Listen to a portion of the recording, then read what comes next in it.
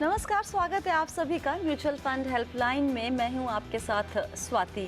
इस बार mutual fund helpline में हम पूरे हफ्ते नवरात्रि स्पेशल कर रहे हैं, जहां पर हमने पाँचों दिन महिला एक्सपर्ट को बुलाया है गेस्ट के तौर पे। वो आपके सवालों के जवाब भी दे रही है म्यूचुअल फंड से जुड़े हुए, साथ ही आपको फाइनेंशियल प्लानिंग का जो ट्रिक होता है, जो गुर होता है, वो भी सिखा रही हैं। शुरू करते हैं आज का शो और देखते हैं कि आज के शो में खास क्या है। इक्विटी और डेट के बीच बार बार स्विच करने का नुकसान क्या है? स्कीम बार बार बदलने से क्या आपका रिटर्न बढ़ जाएगा? पोर्टफोलियो में रीबैलेंसिंग कैसे और कब करना होता है सही? और इस हफ्ते फंडनामा में हम जान रहे हैं कि भाई महिलाओं को क्यों ज़रूरी है फाइनेंशियल प्लानिंग करना और कैसे वो निवेश की शुरुआत कर सकती हैं।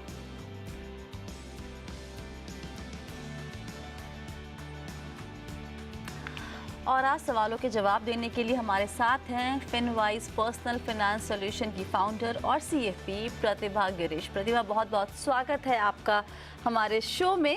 कैसी हैं आप? बहुत अच्छे, thank you so much for having me. Navratri के शुभ अवसर पे I am really happy to be here. चलिए शुरू करते हैं और पहला सवाल लेते हैं। रवि शंकर जी हमारे साथ फोन लाइन पे जुड़ रहे हैं भागलपुर बिहार से। रवि शंकर जी नमस्ते, बताइए क्या जानना चाहते हैं? मैम, ये जो पोर्टफोलियो रीबैलेंसिंग का है, मैं 2010 से इन्वेस्ट कर रहा हूँ। पहले एडवाइजर के थ्रू करता था जी। अभी खुद से कर रहा हूँ आप लोग का शो देख के। तो अभी मैम बार बार क्या दिक्कत होती है कि अभी कोई फंड था, वो रैंकिंग कम हो गया, उसका रिटर्न कम हो गया या जैसा भी, फिर हम लोग नया फंड ले रहे हैं। तभी उसके लिए फिर कैसे वो रीबैलेंसिंग करें? उसको तुरंत एग्जिट कर दें, सारा पैसा तुरंत निकाल लें, या उसका वेट करें? दूसरा जैसे एग्जिट, उसमें लोड लगता है। हाँ, रीबैलेंसिंग करना ये नहीं हुआ। मुझे लगता है आपने रीबैलेंसिंग के कॉन्सेप्ट को सही तरीके से समझा नहीं है। प्रतिभा, पोर्टफोलियो रीबैलेंसिंग अमूमन हम एसेट एलोकेशन के सेंस में देखते हैं, इक्विटी कितना और डेट कितना होना चाहिए और उसको रीबैलेंस करते हैं, राइट? बिल्कुल बिल्कुल सही कहा। इक्विटी और डेट, अगर इक्विटी ज्यादा रन अप हो जाए तो डेट में बदलना वो रीबैलेंसिंग होता है। फंड चेंज करना वो मॉनिटरिंग ऑफ द फंड्स है। जी, तो रविशंकर जी, आप रीबैलेंसिंग के बारे में जानना चाहते हैं या फिर आपका सवाल ये है कि जब भी अगर किसी स्कीम का रिटर्न बहुत दिनों तक अच्छा नहीं दिख रहा है? वही हम लोग जो चेंज करते हैं, फिर फंड 1-2 साल में रिव्यू करते हैं, रिव्यूइंग ऑफ फंड। तो कैसे ये तय करें कि इससे निकल जाना चाहिए या फिर नहीं निकलना चाहिए? हाँ, निकल जाना चाहिए। मतलब वो है कि उसको फिर 1 साल हमको रखना है, एग्जिट लोड दे के निकल जाना चाहिए या फिर रुकना चाहिए? ओके, सो बेसिकली अगर फंड की परफॉर्मेंस प्रतिभा अच्छी नहीं है तो फिर उसको किस तरीके से हैंडल किया जाए? तो 1 साल, 2 साल, 3 साल, कितना वक्त दिया जाए उस फंड को पहले? और अगर निकलना ही है तो उस वक्त स्ट्रैटेजी क्या होनी चाहिए? तो डायरेक्ट निवेश करने से पहले मेरा सुझाव ये है कि आप एक प्रोसेस बना लें कि आप कौन से कैटेगरी में, हर एक कैटेगरी में आपका एक पैरामीटर्स होना चाहिए। जैसे इक्विटी में आप इन्वेस्ट करते हैं तो मेरे हिसाब से एक पैरामीटर्स जो हम सिलेक्ट करते हैं वो ये है कि रोलिंग रिटर्न्स कैसा है, डाउन साइड प्रोटेक्शन, जब मार्केट गिरता है तो ये फंड कितना गिरता है, फंड मैनेजर का स्टेबिलिटी क्या है, कितने साल से है, और फंड हाउस का क्या फिलॉसफी है। ये सब पैरामीटर्स होते हैं। आप अपने हिसाब से पैरामीटर्स बना सकते हैं और इसको रिटन डाउन रखना बहुत ज़रूरी है। जब आपके पास पैरामीटर्स होगा तो अगर आप कोई फंड सिलेक्ट कर रहे हैं तो ये पैरामीटर्स टिक मार्क होगा तो ही आप सिलेक्ट करेंगे। और ये इससे आपको एग्जिट करना भी काफ़ी आसान पड़ जाएगा कि अगर ये पैरामीटर्स टिक नहीं कर रहे हैं तो एग्जिट करेंगे। आपके इन्वेस्टमेंट्स के अच्छे परफॉर्मेंस के लिए ये ज़रूरी नहीं है कि आप हमेशा टॉप क्वार्टाइल के फंड्स में ही रहें, क्योंकि फंड्स का भी एक साइकिल है, जो आज ऊपर है वो कल नीचे होगा। तो आपको थोड़ा टाइम उसको परफॉर्मेंस के लिए देना चाहिए। जब कंसिस्टेंटली वो अंडर परफॉर्म करेगा तो आपके पैरामीटर्स ऑटोमेटिकली टिक नहीं रहेंगे, तो आप उससे एग्जिट करना आपके लिए इजी पड़ जाएगा। This is the best way. जब आप फंड्स को मॉनिटर कर रहे हैं तो रिटन डाउन प्रोसेसेस रहना बहुत ही ज़रूरी है। ये प्रोसेस अगर फॉलो नहीं करेंगे और बहुत सारे फंड्स ऐड करते जाएंगे तो पोर्टफोलियो का परफॉर्मेंस इफेक्ट हो जाएगा। 10 से 12 फंड्स के ऊपर नहीं रहना चाहिए आपके पोर्टफोलियो में। आपके पास अगर हर कैटेगरी वाइज का सिलेक्टेड फंड्स होगा तो 10 फंड्स के अंदर आपका पूरा पोर्टफोलियो बैठ सकता है। बताएं प्रतिभा यहाँ पे कि अगर मान लीजिए कि सब कुछ करने के बाद निवेशक को ऐसा लगता है कि यहाँ से अब स्विच करना ज़रूरी है, तो उस वक्त क्या स्ट्रैटेजी रखें? वो पूरा पैसा निकाल ले या पहले एसआईपी रोके और नई एसआईपी दूसरे स्कीम में शुरू करें, जो भी वो पसंद करते हैं?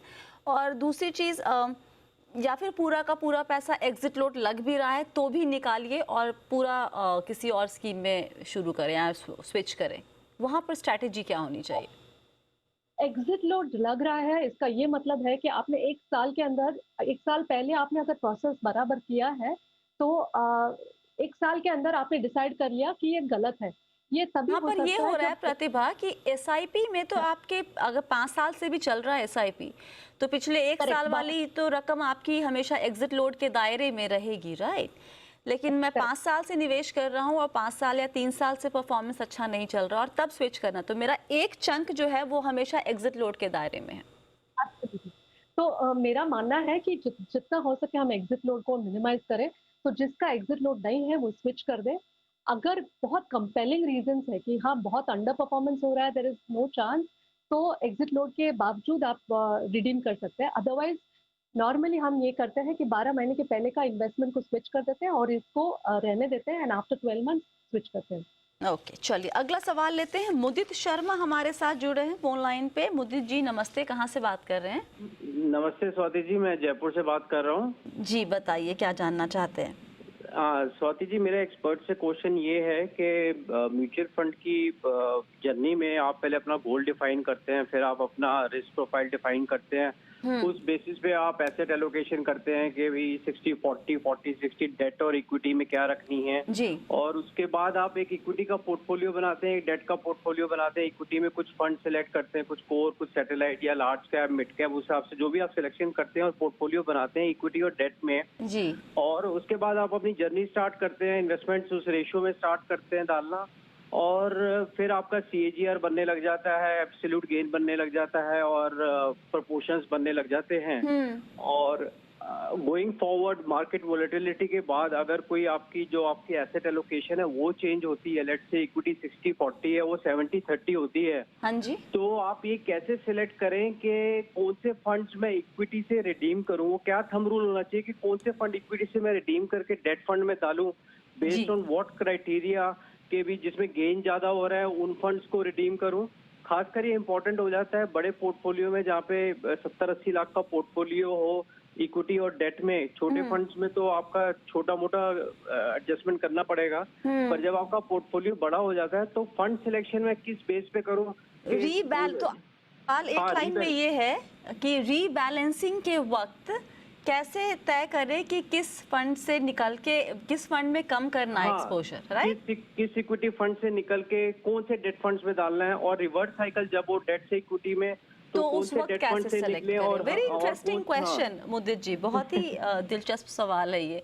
और ये एक्चुअली एक बहुत ही प्रैक्टिकल एसेट एलोकेशन समझ में सबको आ जाता है प्रतिभा, लेकिन जब ये रीबैलेंसिंग वाला क्वेश्चन है, जब रीबैलेंस ही करना है मुझे, तो मैं कैसे तय करूं कि अगर मेरे पास 4 इक्विटी फंड चल रहा है और उसमें और 4 डेट फंड है, मान लीजिए उदाहरण के तौर पे, और मेरा एलोकेशन थोड़ा ऊपर नीचे हो गया है, तो किस फंड में से मुझे कम करना है और उधर किधर बढ़ाना है, ये कैसे तय किया जाएगा? तो इसका भी यही है कि अगर जब आप इन्वेस्ट कर रहे हैं इक्विटी में, तो अगर आपके पास पहले इन्वेस्ट करते टाइम आपके पास कैटेगरी वाइज एलोकेशंस रहेगा कि एग्जांपल लार्ज कैप में मैं 40% इन्वेस्ट करूंगा, 30% इन मल्टी कैप, 20 मिड कैप वगैरह वगैरह। आपके पास रिटन डाउन एक asset allocation strategy inside equity investment रहेगा। अब इक्विटी ने काफी रन अप कर लिया तो आपको इक्विटी से डेट स्विच करना to balance your portfolio, which is बहुत अच्छी चीज है। तो आपको ये समझ में आएगा कि कौन सा कैटेगरी ने रन अप किया है। जहां पे रन अप हुआ है आप ज्यादातर अपना कैटेगरी एलोकेशन को चेंज ना करें ताकि आपका वॉलेटिलिटी, उतार चढ़ाव और रिस्क दोनों बरकरार रहे। तो जहाँ पे ज़्यादा रन अप हुआ है, आपने 60% रखा था, बिकॉज़ इट्स रन अप अभी 70-80% हो गया, तो उधर से आप रिडीम करके डेट में डालना, ये बेटर चीज़ होगा।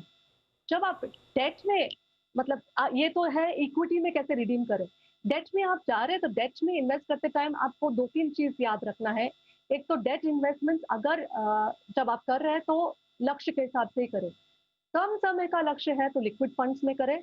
अगर ज़्यादा आप 3 साल के लिए रखने वाले हैं तो कॉर्पोरेट बॉन्ड फंड में करें, और बीच में है तो आप बैंकिंग और पीएसयू फंड्स में कर सकते हैं। पर डेट फंड में ये बहुत याद रखने वाली बात है कि आपका टैक्सेशन आपके लिए बेनिफिशियल तभी होगा जब आप 3 साल के लिए होल्ड करोगे। तो स्विचिंग इनसाइड डेट, ये 2 चीज़ याद रखना चाहिए कि टैक्सेशन और आपका लक्ष्य। अगर आप तुरंत चेंज करने वाले हैं, as soon as market changes आप वापस चेंज करने वाले हैं, तो लिक्विड फंड्स में रखना ही बेटर है, क्योंकि आप शॉर्ट टाइम के लिए रखने वाले हैं और उसमें कोई एग्जिट लॉस नहीं होता, कोई टैक्सेशन तो लगना ही है। ये तो बहुत ही ट्रिकी काम हो जाएगा, लेकिन प्रतिभा ये आसान काम नहीं है फिर रीबैलेंसिंग का। आसान काम नहीं है। हर बार अगर आपको ये हर एक फंड को चेक करके डिसाइड करना है तो बहुत ही मुश्किल काम हो जाता है कि कौन सा फंड रिडीम करे, कौन सा फंड रखे। जी। लेकिन हम इसलिए रिडीम करना चाहते हैं कि कोई एक फंड कैटेगरी ऊपर गया है, और या फिर इक्विटी जब मोमेंटम होता है तो हो सकता है इस बार सिर्फ रैली सिर्फ लार्ज कैप में आई हो, तो आपका लार्ज कैप आपने पहले ही तय किया है कि 60% रखना है, और बिकॉज ऑफ द रैली वो 60% 80% हो गया, तो आप लार्ज कैप में ही निकल जाए, क्योंकि आपके लक्ष्य के हिसाब से लार्ज कैप में 60% काफी था। तो अगर ये प्रोसेस रहे ना तो इजी हो जाता है। अगर हर बार हमको चेक करना पड़े कि कौन सा फंड, आप कैटेगरी वाइज 2-2 फंड ही रहेगा, लार्ज कैप का 2 फंड रहेगा, मल्टी कैप का 1-2 फंड रहेगा, तो आपको पता चलेगा कि कैटेगरी में कौन सा कैटेगरी में रन अप हुआ है और वहीं से आप रिडीम करें, तो आपका पूरा पोर्टफोलियो एकदम बैलेंस्ड रहेगा हमेशा। तो कितने वक्त पे रीबैलेंसिंग करना ठीक रहता है फिर प्रतिभा? मतलब ये तो ऊपर नीचे थोड़ा बहुत तो हमेशा कुछ कुछ वक्त पे होता ही रहेगा। या एब्सोल्युटली एब्सोल्युटली, तो बार-बार नहीं रीबैलेंस करते, नॉर्मली ईयरली वंस रीबैलेंस करना बहुत अच्छी बात होती है, दैट इज क्वाइट सफिशिएंट। लेकिन अगर बहुत ज़्यादा ऊपर मार्केट गया है या फिर नीचे, मतलब जैसे 30-35% मार्केट ड्रॉप हुआ है, तो वो एक अच्छा अपॉर्चुनिटी है कि आप थोड़ा डेट से इक्विटी मूव करें। तो okay. Unless there is a compelling reason कि मार्केट में बहुत सारा उतार चढ़ाव हुआ है, 20-30% ऊपर नीचे हुआ है, तो आप रीबैलेंस करें। नहीं हुआ है तो ऑन अ ईयरली बेसिस एक स्पेसिफाइड डेट पे करेंगे तो पोर्टफोलियो अपना रिटर्न्स देगा। चलिए, वक्त है एक छोटे से ब्रेक का। ब्रेक के बाद हम कुछ और सवाल लेंगे, जवाब देने की कोशिश हम पूरी करेंगे। आप सभी बने रहिए म्यूचुअल फंड हेल्पलाइन के साथ।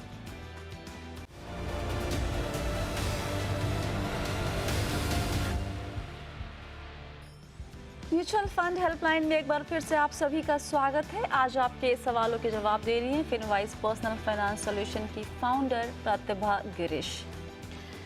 अगला सवाल एस.के. सिन्हा जी कोरबा से हमारे साथ जुड़ रहे हैं फोन लाइन पे। सिन्हा जी नमस्ते, बताइए क्या जानना चाहते हैं। हाँ नमस्कार मैडम।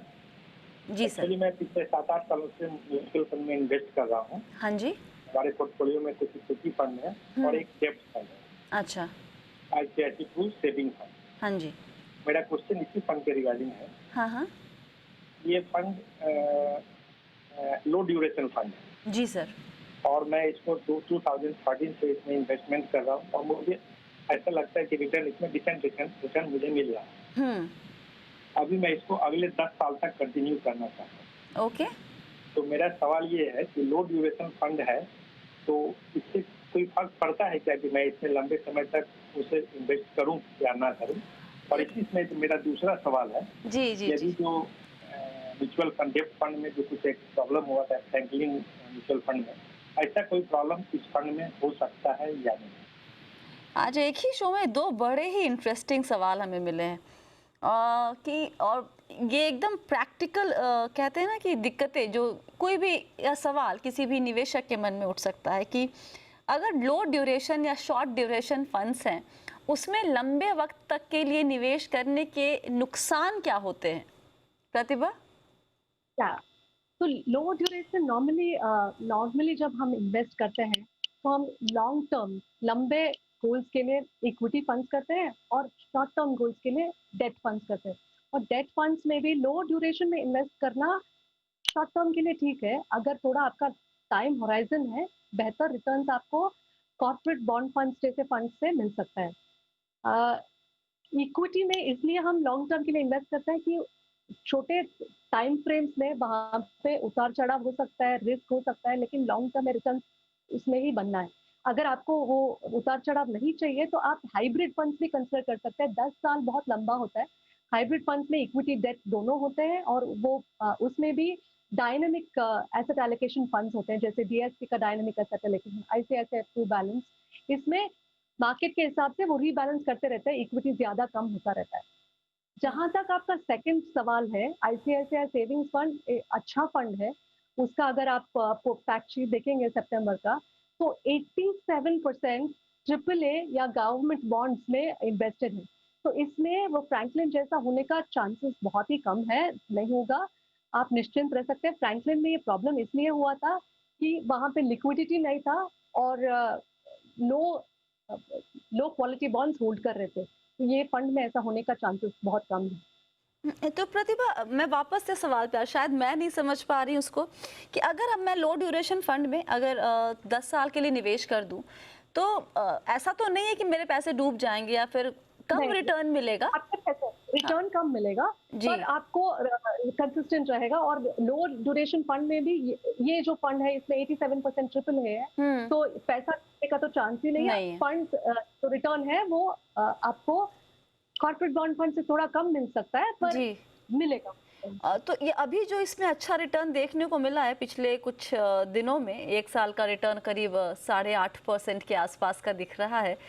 तो ये क्या इंटरेस्ट रेट साइकिल की वजह से उसमें वहाँ जो गिरावट हुई है उसका इम्पैक्ट दिख रहा है यहाँ पे? यस, इसका इम्पैक्ट तो दिखेगा और साइक्लिकल भी है। अगर इंटरेस्ट रेट चेंज होगा तो कम भी हो जाएगा उसका रिटर्न। और डेट में काफी सारे प्रॉब्लम्स भी हुए थे और ये वेल मैनेज फंड है, इसलिए अभी दिख रहा है। जब इंटरेस्ट रेट चेंज होगा, इसीलिए लॉन्ग टर्म के लिए हम ये इसमें लो ड्यूरेशन है तो इतना ज्यादा इफेक्ट नहीं होता इंटरेस्ट का, बट फिर भी हुआ है। आपकी अगला 1 साल के लिए वो 8% मेंटेन करना बहुत ही मुश्किल होगा वो फंड के लिए। जैसे इंटरेस्ट रेट साइकिल होता है, इंटरेस्ट अभी कम, तो लो ड्यूरेशन में कम ही आपको रिटर्न मिलेगा in the short term. Okay, और जब बस हो जाएगा वापस। ओके, तो मतलब आप जिसको अगर करना चाहें सिन्हा जी, तो आप लंबे वक्त में भले ही निवेश कर लीजिए, लेकिन बहुत ज्यादा रिटर्न की उम्मीद आप नहीं कर सकते हैं इस तरह के फंड में। जो नॉर्मल इक्विटी में आपको 10 साल में आपको एक अच्छा खासा रिटर्न की उम्मीद हम कर सकते हैं, वैसा रिटर्न आपको यहाँ डेट में शायद देखने को ना मिले। चलिए, यहाँ पर हम सवाल जवाब का सिलसिला ख़त्म करते हैं और रुख करते हैं हमारे ख़ास सेगमेंट फंडनामा की तरफ।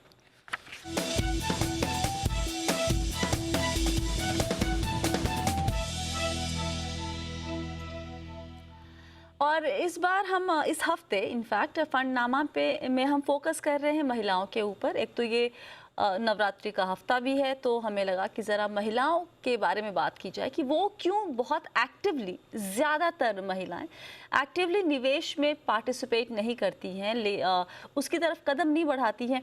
क्यों नहीं करती हैं, इस पे हम बाद में आएंगे। प्रतिभा, आपके एक्सपीरियंस से हम जानना चाहेंगे, क्योंकि आप खुद एक प्लानर हैं और फाउंडर हैं आप फिनवाइज पर्सनल फाइनेंस सॉल्यूशन की। आप अपने निवेश से जुड़े फैसले खुद लेती हैं, ये अज्यूम करना सेफ है? एब्सोल्युटली, मेरे फैमिली का डिसीजन मैं ही लेना चालू किया अभी। It's a combined decision, but definitely मैं बहुत इंटरेस्ट रखती हूँ इसमें, तो टोटली इन्वॉल्व हूँ। तो शुरुआत से ही आप इंक्लाइन थी अपने निवेश की तरफ, या फिर आपको समझ में आता था, या फिर ये कैसे आपने शुरू किया? नहीं, एक्चुअली मैं जो कस्टमर से इंटरेक्ट करती हूँ उनके जैसे ही थी मैं ज़्यादा इंटरेस्ट नहीं लेती थी। आउटसोर्स कर दिया पूरा डिसीजन अपने हस्बैंड के ऊपर। बट 10 इयर्स बैक तो मुझे लगा कि ये रिटायरमेंट तो सच वाली चीज है, मेरे साथ भी होने वाला है, मैं हमेशा इतना यंग नहीं रहूंगी। तभी मैंने इंटरेस्ट लेना चालू किया। बट 2010 से इंटरेस्ट लिया, और जब फिनवाइज स्टार्ट किया हमने, तो हमारा पहला कस्टमर हम खुद थे। हमारा खुद का प्लान बना, और जैसे वो अपने गोल्स मीट होते गए तो और इंटरेस्ट आ जाता है। प्रॉब्लम हमेशा स्टार्टिंग की होती है कि धक्का देना पड़ता है किसी को। एक बार अगर उसमें घुस गए तो इंटरेस्ट अपने आप डेवलप हो जाता है। जब अपने पैसे को आप ग्रो करता हुआ देखते हैं तो आपको अपने आप उसमें दिलचस्पी आपकी बढ़ जाती है। तो क्या भी ज्यादा होता है, मीट हो जाएगा हमारा सारा गोल। जी, अब ये बताएं कि महिलाओं के लिए क्या फाइनेंशियल प्लानिंग पुरुषों से थोड़ी अलग होती है या फिर उनको कुछ अलग तरीके से इसे अप्रोच करना चाहिए? एब्सोल्युटली, बिल्कुल अलग होता है। आप तो जानते ही हैं, और मैं मीट्स जब करती हूँ कस्टमर्स को, ये देखती हूँ कि महिलाओं का जो सैलरी ऑन पार नहीं होता है, उसके ऊपर से वो अपने परिवार को महत्व देते हैं, और ब्रेक्स हो जाता है, चाइल्ड बर्थ के लिए ब्रेक, कभी बड़े बुजुर्ग की देखभाल के लिए ब्रेक, तो उनका वर्किंग लाइफ कम होता है। ऊपर से महिलाओं का लाइफ स्पैन जो है वो पुरुषों से ज्यादा है। तो 3 चीज़ है, एक तो आपका सैलरी कम है, दूसरा आप कम साल के लिए काम करोगे और ज़्यादा साल के लिए रिटायरमेंट में रहोगे। अगर आपका मकसद है कि आप आर्थिक रूप से पूरी तरह से आत्मनिर्भर रहे लाइफ लॉन्ग, तो ये ट्रिपल वैमी होता है। तो इसलिए इंटरेस्ट लेना बहुत ज़रूरी है कि आप अपने फाइनेंशियल प्लान बनाएँ, और अपने जैसे आप इतना मुश्किल से पैसा कमा रहे हैं, और उसको भी अच्छी तरह से निवेश करें ताकि आपका सारा गोल्स मीट हो जाए। तो क्विकली बता दीजिए कि आपने शुरुआत में कैसे सीखा था? मतलब आपके वो जो कहते हैं ना बेबी स्टेप्स लेना, जिन्होंने जो महिलाएं अभी तक उन्होंने नहीं किया है अपना अपना निवेश या अपने लिए प्लानिंग, उनके लिए बेबी स्टेप्स क्या होना चाहिए अभी? आपके जैसा प्रोग्राम देख रहे हैं तो उनको इंटरेस्ट तो है, they are putting in the efforts. तो मैंने जब स्टार्ट किया तो ये प्रोग्राम्स और ये बहुत सारे अच्छे-अच्छे ब्लॉग्स होते हैं, उनको सब्सक्राइब करना। न्यूज़पेपर में भी पर्सनल फाइनेंस के लिए एक अच्छा सा कॉलम्स होते हैं, वुमेन रिलेटेड पर्सनल फाइनेंस का आर्टिकल्स भी होता है, वो पढ़ना बहुत ज़रूरी है। बहुत इम्पोर्टेंट बात है कि हम हमेशा निर्णय नहीं लेते, निवेश के बारे में हम इन्वॉल्व ही नहीं होते। ये इम्पोर्टेंट बात है कि अगर आपको कुछ भी समझ में नहीं आया तो भी आप सारे डिसीजंस में इन्वॉल्व हो जाए और क्वेश्चंस पूछे। आप ये ना सोचे कि ये क्वेश्चन शायद थोड़ा सिली लगेगा। आप पूछे कि क्यों कर रहे हैं, क्यों नहीं कर रहे हैं, इसका पॉजिटिव क्या है, नेगेटिव क्या है। ये अगर किसी से बात कर रहे हैं तो उसका नोट्स लिख लें और अगली बार वापस पूछे। आप देखेंगे कि 1-2 साल के अंदर आप एकदम बहुत स्मार्ट इन्वेस्टर बन जाएंगे बाय आस्किंग दीज क्वेश्चंस। अगर आप निर्णय ले लेते हैं तो भी ओके है, लेकिन आपको जानकारी ज़रूर रहना चाहिए कि आपका फाइनेंशियल प्लान क्या है, आपका फ्यूचर कैसे पैन आउट होने वाला है। ये जानकारी नहीं रहना बहुत ही डिज़ास्टर्स हो सकता है, स्पेशली फॉर अ वुमन। हमने बहुत सारे एग्जांपल्स देखे हैं। जी, तो अगर आप हाउसवाइफ हैं और तो आपके पति कहाँ निवेश कर रहे हैं, कैसे कर रहे हैं, ये सब की जानकारी और समझ दोनों ही आपको होनी चाहिए। अगर आप काम करती हैं तो आपके पैसे आप खुद अगर मैनेज करें, आप चाहे सिंगल हो चाहे शादीशुदा हो, दोनों ही केस में खुद से मैनेज कीजिए। कंसल्ट कीजिए अपने हस्बैंड को या अपने पार्टनर को या किसी और से जिससे आपको जानकारी चाहिए, आप उनको ज़रूर कंसल्ट करें, लेकिन धीरे धीरे अपने पैसे की कमान अपने हाथ में ज़रूर लीजिए, ताकि जैसा कि प्रतिभा ने कहा कि हमारे जो लाइफ स्पैन ज़्यादा होता है, काम हम कम सालों तक करते हैं, बीच में हम ब्रेक भी लेते हैं, तो हमारी प्लानिंग थोड़ी सी अलग होनी चाहिए और उस पर काम करना शुरू से ही आप शुरू कर देंगे तो बेहतर होगा। बहुत बहुत शुक्रिया प्रतिभा सभी सवालों के जवाब देने के लिए। Thank you very much. और हम चाहते हैं कि हम आपके सवालों के भी जवाब दें, लेकिन उसके लिए आपको सवाल हमें भेजना होगा। सवाल कहाँ भेजेंगे? वो डिटेल्स, ईमेल आईडी, चाहे व्हाट्सएप नंबर, सब कुछ आपके स्क्रीन पर है। सवाल जब भी लिखते हैं तो याद रखिए कि आपको अपना कॉन्टैक्ट डिटेल ज़रूर भेजना है, ताकि हम आपसे बात कर सकें और आपके सवाल को थोड़ा बेहतर तरीके से समझ सकें। फिलहाल के लिए शो में इतना ही। आप सभी बने रहिए जी बिज़नेस के साथ। नमस्कार।